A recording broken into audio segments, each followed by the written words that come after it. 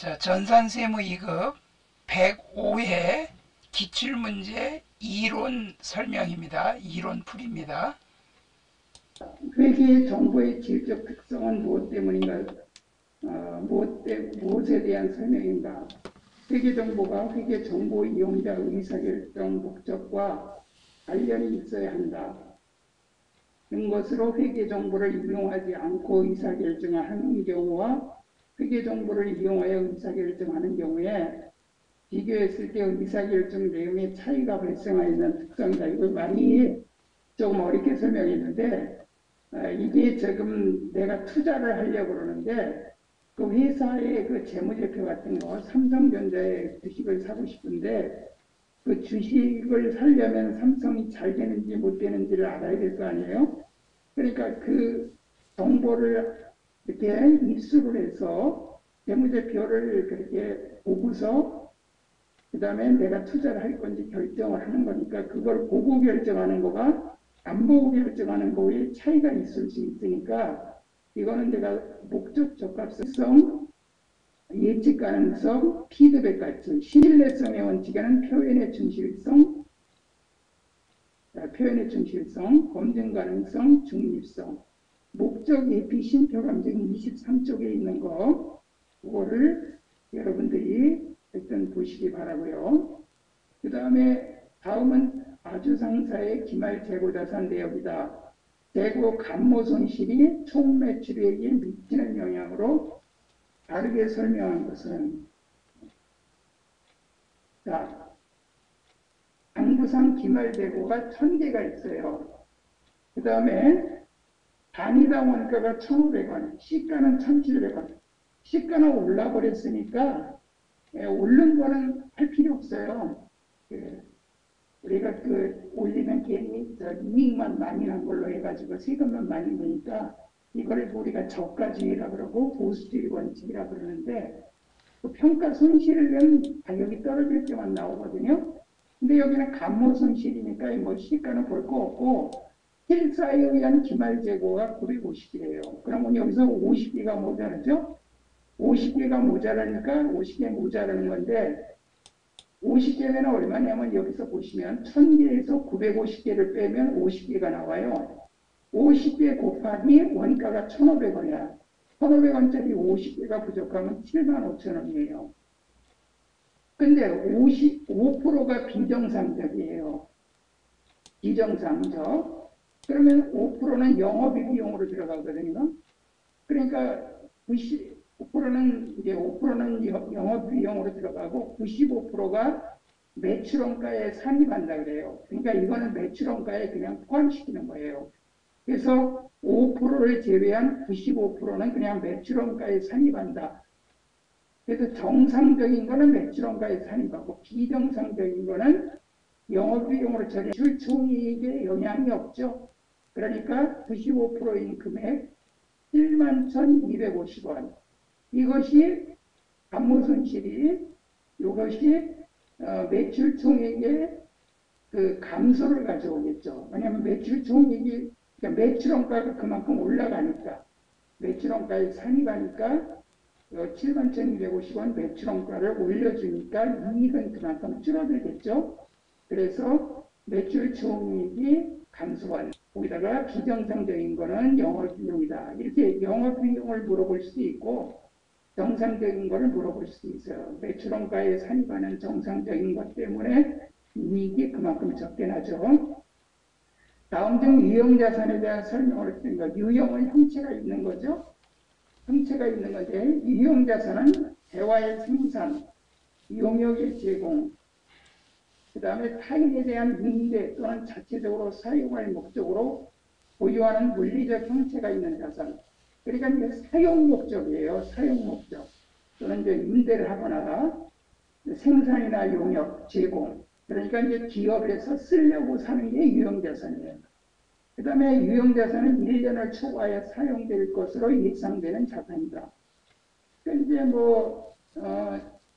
건물, 차량, 운반구, 기계장치 다 이거 1년이 넘어가죠. 그 다음에 정부 보조 등에 의하여 유형자산을 무상 또는 공정가치보다 낮은 대가로 취득하는 경우 무형자산의 취득원가는 취득일의 공정가치로 한다. 이거는 낮은 대가로 싸게 샀다 할지라도 공정가치로 그냥 현재 시장 가치로 우리가 자산을 받은 걸로 해요. 회사에다 공짜로 줬더라도 그 사람이 산 가격이 아니고 지금 현재 시세가 얼마냐 이거예요. 그 사람 빌딩이 1억 주고만 산 건데 그 빌딩이 현재 100억이다. 그러면 그 건물을 100억으로 기재를 하라 이 소리예요. 자, 그 다음에 다른 종류의 자산과의 교환으로 취득한 유형자산의 취득원가는 자, 다른 자산이 이종자산이에요. 취득원가는 교환을 위하여 제공한 자산의 장부가액이 아니라 요 고치세요. 공정가액. 4번이 틀렸어요. 이거 전산회계 1급 우리 할 때, 전산회계 1급 우리 할 때, 그때 그 이종자산은 제공한 자산의 공정가치로 하고, 그 다음에 동종자산은 제공한 자산의 장부가액. 그러니까 다른 종류의 자산은 공정가치로 하기 때문에 틀렸어요. 4번이. 재화의 판매로 인한 수익인식 조건에 대한 설명을 옳지 않은 것은 재화의 판매로 인한 수익인식 조건, 그러니까 언제 매출로 잡느냐 뭐 이런 거예요. 자, 수익 금액을 신뢰성 있게 측정할 수 있다. 그렇죠. 매출액이 얼마다. 그런 걸 측정할 수 있는 되고 경제적 효익의 유익 가능성이 매우 높다. 당연히 우리가 물건 팔면 돈 들어오잖아요. 그 다음에 재화의 소유에 따른 유의적인 이용과 보상이 판매자에게 있다. 이건 말이 우리 태희가 근데 그 마트에서 그 파는 사람이 태희한테 1,000원 받고서 과자 주면서 야, 그 과자 다시 내놔. 그건 내 거야. 그러면 태희가 가만히 있겠어요? 이 모든 그 보상 자체가 태희한테 넘어간 거니까 그 또 과자를 분실하더라도 태희 책임이지 그 마트 책임이 아니야. 이거는 판매자에게 있는 게 아니라 요거 구매자에게 있다. 그러니까 태희한테 넘어간다 이거예요. 그러니까 3번이 틀렸어요. 그러니까 판매를 하면 당연히 여러분 거가 되잖아요. 거래와 관련하여 발생했거나 발생한 원가를 신뢰성 있게 측정할 수 있다. 당연히 그 사람들이 그 과자 얼마 주고 사왔는지 원가가 다 있겠죠. 그 다음에 5번. 다음 중 자산과 부채에 대한 설명으로 틀린 것은 자산, 부채, 우발자산은 자산으로 인식한다. 안 돼요. 우발자산이 뭐냐면 왜 이렇게 그 우연적으로 발생할 수 있는 거. 쉽게 말하면 그냥 꽁돈 생기는 거. 여러분 있어요? 없어요? 없죠? 꽁돈 생기는 거는 믿을 수가 없기 때문에 이걸 자산으로 기재하면 괜히 우발자산은 자산을 인식하면 안 되고 우발부채도 부채를 인식하지 말고 주석으로 기재해야 돼요. 우발부채가 뭐냐면 이제 빚보증을 서준 거예요. 요새 그 회사 그 그룹에서요 보증을 많이 쓰거든요.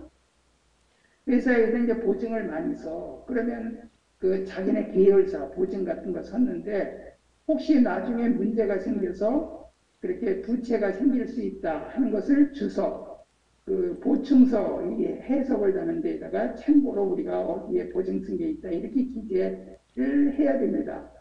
그래서 여기는 1번이 틀렸어요. 이거는 뭐 우리 이거 기초에서 배웠죠. 맨 처음에 배웠지. 부채는 과거의 거래나 사건의 결과로 기업 실체가 부담하고 있는 미래 자원의 유출 또는 사용이 예상되는 의미입니다. 이 말이 지금 유식한데 그냥 나중에 갚아야 될 돈이다 이렇게 생각하면 돼요. 부채는 원칙적으로 1년 기준으로 유동부채와 비유동부채를 분류한다. 그래서 1번이 정답이 되고요. 자, 이제부터 원가에 됩니다. 5문제씩 나와요. 재무에게 5문제, 원가에게 5문제, 세무에게 5문제, 부가세 3문제, 소득세 2문제. 지난 시간에 부가세 했죠. 그럼 3문제 마치고 소득세는 우리 연말정산 부분하고 요거 있잖아요. 비과세 소득. 요런 게 객관식으로 나온다. 요런 거.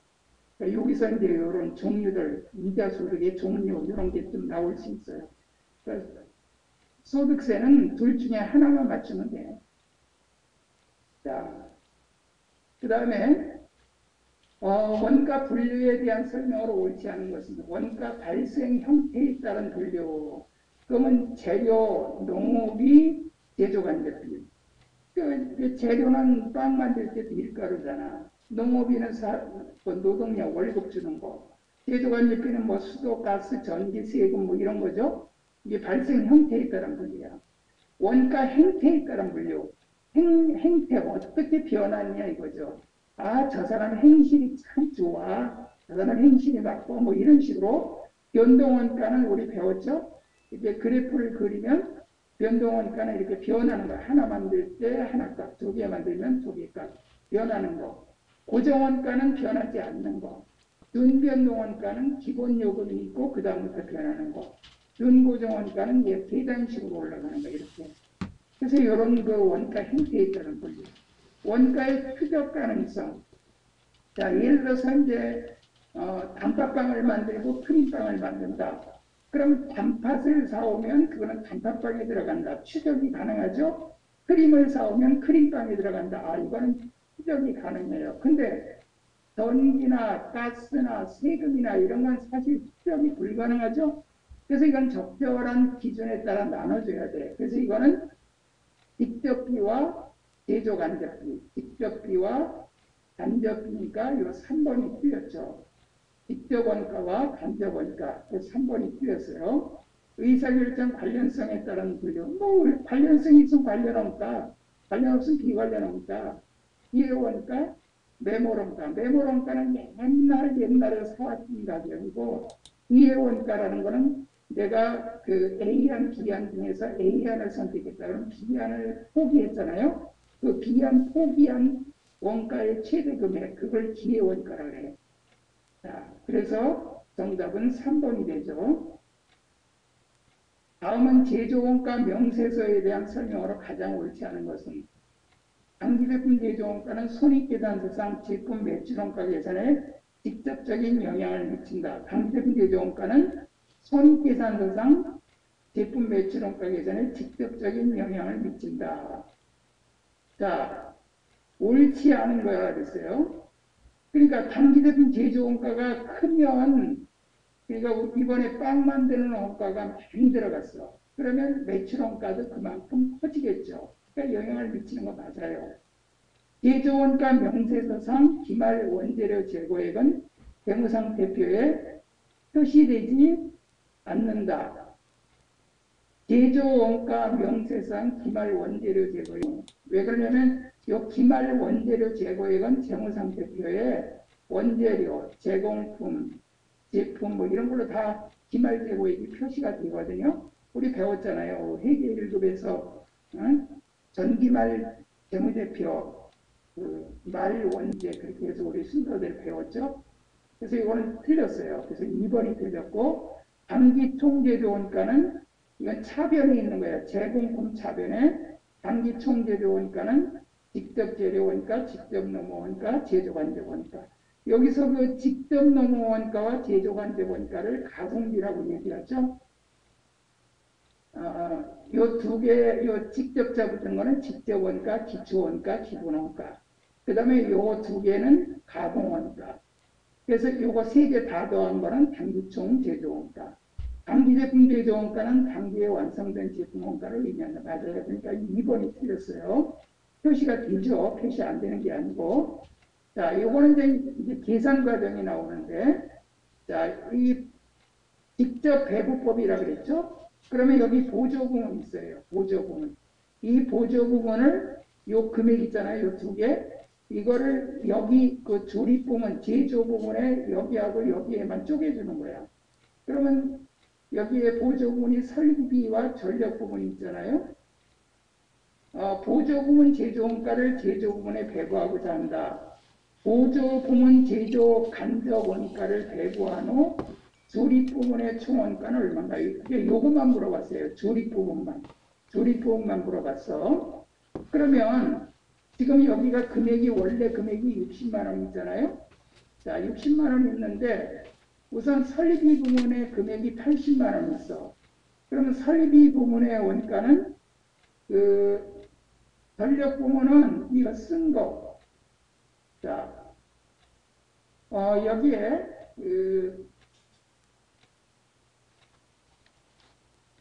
원가가 요거 합치니까 800이에요. 800. 요거는 필요 없어. 이거는 보조 부분에 안 쪼개주니까 요건 필요 없어요. 요거를 이거 아니야? 요거를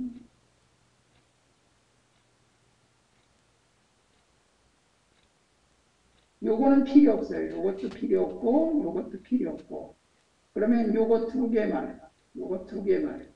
그러면 여기 요거 두 개 합친 게 800이죠? 800분의 600, 800분의 600. 그래서 금액은 요 80만 원. 80만 원 곱하기 800분의 600이니까 60만 원 나오죠?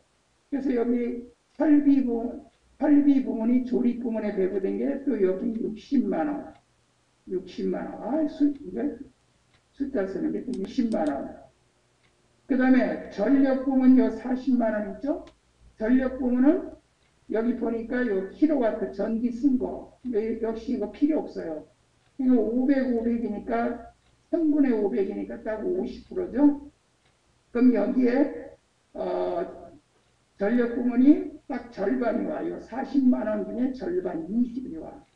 그러면 요거 전력 부문에서 20이 왔고 설비 부문에서 60이 왔고 그럼 세 개 다 더해봐. 60에다가 60 더하고 20 더하니까 얼마가 돼요? 60에다가 전력 부문 20 더하고 설비 60 더하니까 140만 원 나오죠? 그래서 140만 원. 여기 정답은 3번이 되겠네요. 그 다음에 정상개별원가, 이 정상개별원가에다 써놓으세요. 이거는 예정원가 계산, 예정원가 계산이에요. 예정원가 계산을 계산하고 있는 현타는 직접 노무 시간을 기준으로 제조관비를 배부하고 있다.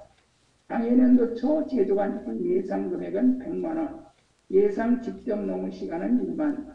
요게 중요한 거예요, 지금. 지금 이 예정 개별원가이거든. 그럼 여기 예정 제조관비 금액이야. 100만 원. 예정 노무 시간 2만 시간이에요. 이거 나눠요. 그럼 여기 나누면은 요거. 예정 배부율은 100만 원 나누기 2만 시간 하니까 시간당 50원이 나와요. 그러니까 시간당 50원 나오는데 실제 발생액은 80이고 요거는 우선 놔두고 실제 노무 시간이 10,000시간이야. 원래 2만 시간 예정했는데 13,000시간이면 요거에 대한 그 예정을 계산해야 돼. 그래서 13,000시간 곱하기 예정 배부액 50원 하니까 65만 원이 예정이에요. 예정 배부액. 그러면 예정을 65만 원 했는데 실제가 80만 원이 발생했어. 그러면 빼니까 15만 원이 실제가 더 많이 했어요. 예정을 적게 하고. 그러니까 과소배부죠. 15만 원 과소배부. 내가 그때 그런 얘기 있잖아요. 우리 놀러 가기로 했는데 10명이 놀러 가기로 했는데 100만 원 예산 잡았어. 그럼 1인당 10만 원이잖아. 근데 9명만 놀러 가기로 했어. 그러면 예정은 90만 원으로 예정을 잡아야지. 근데 실제 쓴 게 120만 원 썼어. 그러면 예정은 90만 원인데 실제 120이니까 30을 더 썼죠? 그러니까 예정을 과소배부한 거야. 그러니까 과소배부는 실제가 더 쓴 거라 이건 손해본 거예요. 손해본 거. 그래서 과소배부. 이런 문제가 꼭 하나씩 나옵니다. 이거 기억해 두세요. 그러니까 이 실제 시간에다가 배부율을 곱하는 거예요. 13,000시간에다 곱하는 거예요. 요거 100만 원 나누기 2만 시간 하면 50원 나오잖아. 50원을 여기다 곱하니까 65만 원. 여기 빼니까 15만 원. 거꾸로 이제 그 예정 배부액을 50원 주어지고 예정 배부액을 계산하라고도 나와요. 똑같아요. 65만 원. 자, 그 다음에 아래 자료를 이용하여 종합원가 계산 시 비정상 공선. 이거요. 비정상 공선은 신경 쓸 거 없어. 이거는. 자, 이거 보세요. 이거 T자 그리면 돼. 이렇게 하고 살을 누르고 자, 이건 T자를 이렇게 그리세요. T자를 그리고 자, 기초가 200개죠? 200개. 그 다음에 단기 착수가 900개죠? 900개. 그 다음에 기말 제공품이 120개 넘었죠? 120개. 그 다음에 공손이 80개야. 깨진 거. 그러니까 불량품. 그러면 여기 완성 수량이 몇 개냐? 이렇게 완성 수량을 구하면 완성 수량은 여기 나와 있죠? 200개 플러스 착수 200개, 900개 더하고 기말 120개와 80개 빼니까 이게 900개가 나와. 900개. 여기 지금 900개 나왔죠? 이런 거 나오면 T자를 그리는 게 제일 쉽게 구할 수 있어. 공식 보면은 머리가 아파. 그러니까 T자 그리라고요. 기초하고 단기 착수. 이건 당연히 여기 들어가는 거 알고 있죠. 근데 우리는 앞에서 기말만 빼있지 공선은 안 뺐잖아. 근데 공선도 빠지는 거야. 공선은 완성이 안 된 거니까. 그러면 이거 빼니까 900개가 나와. 그런데 정상공선은 완성품 수량의 8%로 가정한다. 그러면 여기가 지금 900개가 완성 수량이잖아요. 900개 곱하기 8%니까 72개야. 72개. 그러면 72개가 정상이야. 그러면 여기 80개에서 72개가 정상이면 또 72개를 빼니까 8개가 비정상이란 말이야. 여기 4번이 답이죠. 그러니까 8개가 비정상이다. 그래서 이렇게 나오는 거예요. 이거 T자를 꼭 그리세요. 이렇게 T자를 그리세요. 그 다음에 이제부터 이제 세무얘기입니다. 자, 다음 중 부가가치세법상 간이과세자에 대한 설명. 제가 간이과세자, 법인은 간이과세자가 될 수 없어요. 법인은 큰 회사이기 때문에 간이과세자는 영세사업자거든. 근데 법인은 지금 큰 회사이기 때문에 간이과세가 될 수 없어요. 맞아요. 그 다음에 간이과세자는 공급대가를 과세표 준하는 거 맞아요. 간이과세도 영세율을 적용받을 수 있으나 영세율을 적용받을 수 있어요. 그렇지만 환급은 안 됩니다. 일반 과세자는 내가 낸 세금이 많으면 세무서에서 돌려받기 때문에 완전 면세라고 하는데 간이과세자는 세금을 적게 내는 대신 환급은 안 해줍니다. 그리고 의제매입세 공제도 안 돼요. 받을 수 있다 그랬는데 받을 수 없어요. 의제매입세 공제 받을 수 없어요. 의제매입세액이 뭐죠? 식당 같은 데에서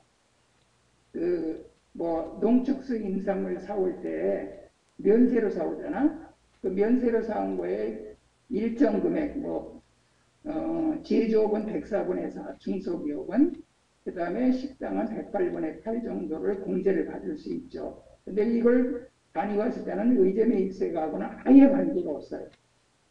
그 다음에 12번 부가가치세법상 재화 용역의 공급 시기에 대한 설명을 옳지 않은 것은 장기 팔급하면 대가의 각 부분을 받기로 한데 맞아요. 왜냐하면 장기로 팔았는데 돈을 받을 때마다 매출로 하고 거기에 10% 부가세를 내야지 한 2년, 3년 할부로 팔았는데 한꺼번에 매출로 잡으면 거기 10% 부가세를 세무서에 내야 된단 말이야. 그러면 회사의 자금 부담이 커지기 때문에 장기할 판매는 대가의 각 부분을 받기로 한대. 그리고 6개월 이상 받기로 한데도 각 대가의 부분을 받기로 할 때 그때 공급 시기가 되고 그때 부가세 10%를 받아가지고 세무서에 내는 거예요. 내공물품 외국 반출 이거 당연히 선적일이죠. 배에다가 직수출하면 선적일이고 기억해 두세요. 그 다음에 완성도 지급 조건부 이게 완성도가 이게 6개월 이상이에요. 6개월 이상. 완성도라는 건 진척도에 따라 우리가 공사할 때 아니면 여러 가지 이렇게 일을 맡겼을 때 몇 프로 진행되면 돈 얼마 주겠다, 이런 식으로 6개월 이상 나눠서 받을 때는 역시 똑같이 장기할 판매와 똑같이 대가의 부분을 받기로 하는데 이건 부가세를 그만큼 경감시켜주기 위해서 한 거예요. 그래서 이건 다 맞는데 이거는 부가가치세만 그래요. 부가가치세만 이렇게 대가를 받기로 한 테고 그냥요 한꺼번에 다 매출로 잡아요. 그냥 부가세를 뭐 낼 게 없잖아. 그냥 수익으로 잡는다고 그냥 재무에 대해서는. 회의 양이 그 가서 커피 자판기에서 뽑아 먹으면 그 자판기 관리하는 사람이 인도되는 때는 언제인지 몰라요. 그러니까 그 자판기 관리하는 사람이 그 동전을 꺼낼 때 그때 재화를 인출할 때 그래서 인치할 때 그때 매출로 잡습니다. 그래서 3번이 틀렸어요. 다음 중 부가가치세법상 면세 대상 재화 영역에 해당하지 않는 거. 이거 외우라 그랬죠? 면세, 농축수, 임산물, 기초생활필수품, 그 다음에 주택과 그 부스토지, 임대용. 주택을 세를 놓으면서 부가세까지 받아봐. 얼마나 부담스러워요. 연탄. 여러분들 연탄은 서민들이 떼는 거잖아. 이거 부가세 없어요. 금융이나 보험용역 이것도 부가세 없어요. 토지도 부가세 없고 노동력도 부가세가 없어요. 그런데 고속철도에 의한 명령 KTX 거기 부가세 10% 냅니다. 그런데 이건 공제가 안 돼. 목간여율이에요. 목간여율. 목욕, 미용, 단위과세자, 역액운송.